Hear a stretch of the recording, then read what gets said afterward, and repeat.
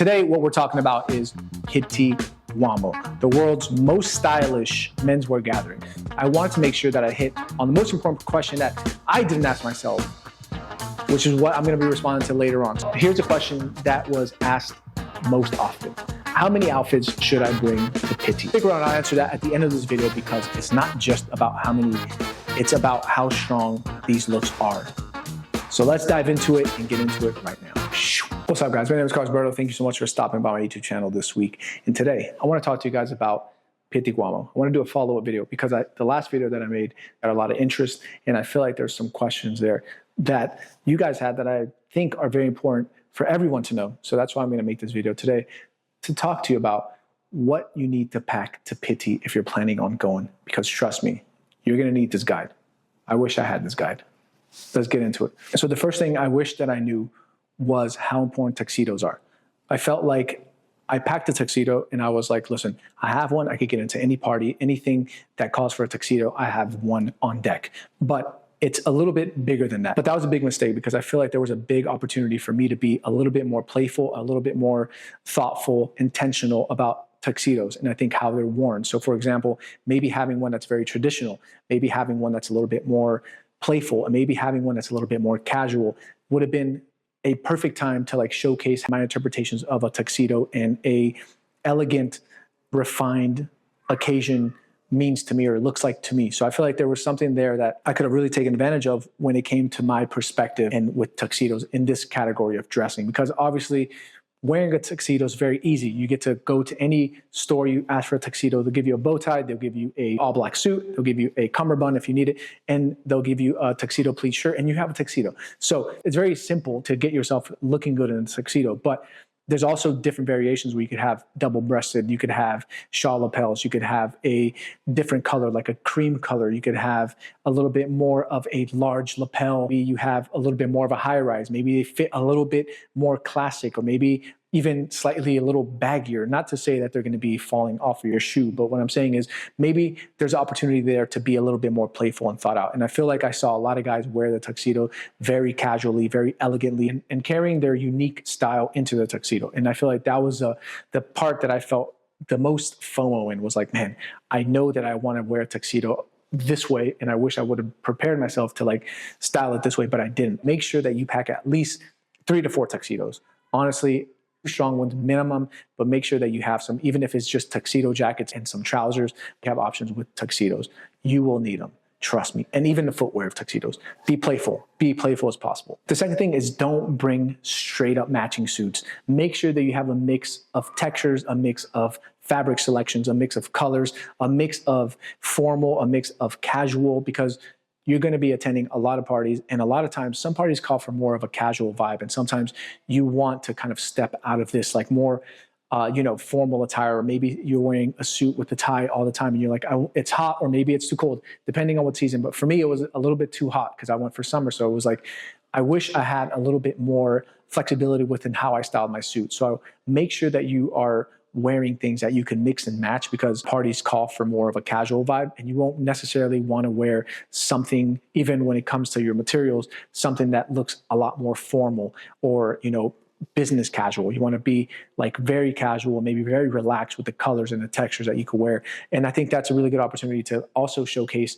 what casual means to you. And it's not just throwing on a pair of jeans, but it's maybe slightly tweaking up your ensemble so that you can be a little bit more elevated still, but still hit that category of casualness and just like relaxed. Because the best dressed guys at Pitti were the ones who were able to just remove a lot of like these pieces that put them in a box and like allowed a little bit more of playfulness, and just threw on maybe threw on a silk scarf, or maybe threw on some type of ascot and just looked super fresh, because it was like that's all you needed to be casual. So make sure that you have outfits that you can mix and match and not just your typical suiting. The third thing is accessory matters. At times, that's what's going to complete your look, and that's what's also going to evoke your individuality. And I think that that was something that I missed because I was like trying to make sure that all my suits look good. I didn't really pay too much attention with accessories, where it was eyewear, where it was jewelry, where it was, like I said, maybe a pocket square, and that really evokes who you are. And I feel like those little small details matter. And those are the ones that pop out the most without necessarily, being loud about it or speaking about it. Maybe someone could look at your ring and say, dude, that ring looks really good with the outfit. Next time I'm going to be paying attention to accessories. So make sure that you accessorize very thoroughly and very thoughtfully and very purposely. The next thing is you have to be comfortable being seen. Trust me. And make sure that you're not chasing the camera. Make sure that you're not one of those guys who are just posing for the whole entire Pitti because you're not going to get photographed. And in my opinion, when I think about my friends who were super casual and super relaxed the entire time, they are the ones who got into GQ Spain. They're the ones who got into Vogue. They're the ones who got photographed by these crazy photographers. And that is the thing about Pitti. You have to be yourself. Make sure that you are chilling. And honestly, it happened to me as well. Like the first day, I didn't know what to expect. I didn't know how to get photographed or what to do. And you kind of want to make sure you're like in a pose or caught at the right time, and it's never going to happen. So just be yourself, be chill, mingle, and don't be afraid to get captured without noticing. The best way, the best photographs come out that way. So yeah, even for me, like the photographs that I like the most were the ones where I was like, oh, I was talking to someone. It just looks better. The next thing is don't bring shoes that are not broken in. I repeat, do not bring shoes. Don't come to Pitti to break in and need new shoes. Bring shoes that are already broken in, because by the time you break in your shoes, your feet will already be broken. You average around 15 to 20,000 steps a day, easily. Sometimes taxis can't get to your destination, so you have to continue the stroll by yourself, the journey. So make sure that you're wearing shoes that are already broken in. And if you need to break them in prior to attending Pitti, that's what I recommend. That's what I'm going to do next time. Try to pre-select my shoes 1 month in advance maybe and wear them inside the house. Make sure they're fresh. Make sure they're pristine for Pitti, even though they're going to get ruined in the cobblestone.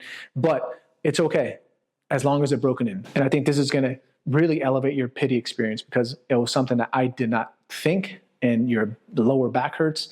You feel old really fast, and there's no amount of alcohol that can take the pain away. Trust me. So make sure that you pre-select your shoes and break them in at your house and just do what you have to do, but don't go to Pitti.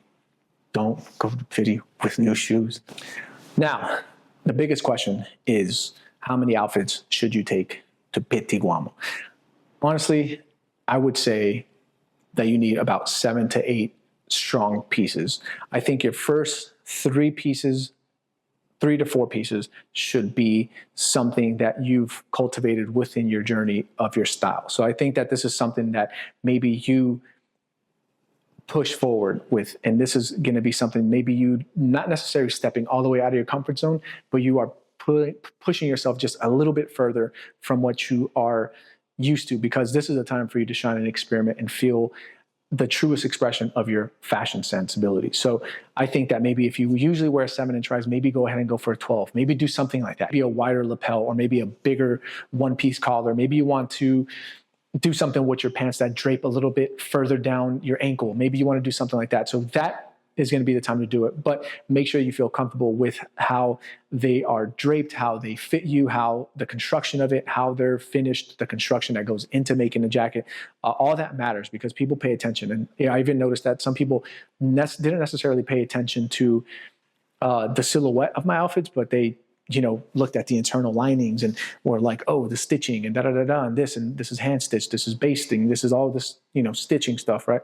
And that is the thing that also allows you to feel a little bit more confident, to know like, yo, I'm in a souped up suit, like if you're in a V12, like, yeah, no, it's a V12. Trust me. I think it's something that, this is the place where you have to experiment with your fashion, because this is the place to do it, and people will appreciate it. And especially if you feel comfortable in doing that, and you could express why you selected, and not just saying, well, someone just gave this to me to wear, unless you have a stylist that does that for you. But at the end of the day, it's something that you could really explore with. And then the other suits should be a combination of, think dinners, think collaborations, think impromptu photo shoots. It's people who you might see that have a different style than you. Maybe you want to have something that can be a little bit more fashion forward, maybe a little bit more commercial, that still speaks to you and that's still you. Because, with these collaborations, like me collaborating with my friend Dirk, that he dressed like he's in a 1940s, really amazing style. And I had like this Havana 1940s Cuban style like suit when we were taking photos together. It looked kind of funny. It's not that it didn't work, but like for a collaboration, it was just kind of funny to like, sometimes you want to make sure that everything kind of blends in well. And it's not to say that you can't do it, but for me, I was like, you know, when I wanted to collaborate with other people, it's like, do I have something that can match the aesthetic? So that's the important part. So make sure that you bring pieces that are a little bit more playful. This could tie into the casualness for the suiting for, you know, your daytime parties, or maybe your dinners that you're going to go with to friends, because, you know, in the summertime you do sweat, so you want to change out of clothes. And I imagine that make a video for fall, because I haven't been there. So we'll be there January 100%. So yeah, this is my Pitti guide. Honestly, I don't think I'm missing anything. If you guys want to know anything else, let me know, and I'll tell you guys based off my experience so far. But I'll see you guys in January. It's going to be a fun one, and we'll collaborate. We'll take photos. We're not going to break and choose together, I'll tell you that much. And if you are, I'm going to tell you, why didn't you listen to me? Why? One thing I forgot to mention was to make sure you pace your alcoholic intake. And I think the biggest thing that I could tell you is pair water with your alcohol, but also the first few days, don't drink that much. Here's a good one. Do not finish what's given to you for the first couple days, because you will get exhausted. You will get tired. In the first couple days, you're not going to sleep much, because that's the hype of the event. That's where everything happens. So you're going to get home probably like at 4 a.m., especially when you're around fun people. It's like, you want to go for one more drink? All right, sure.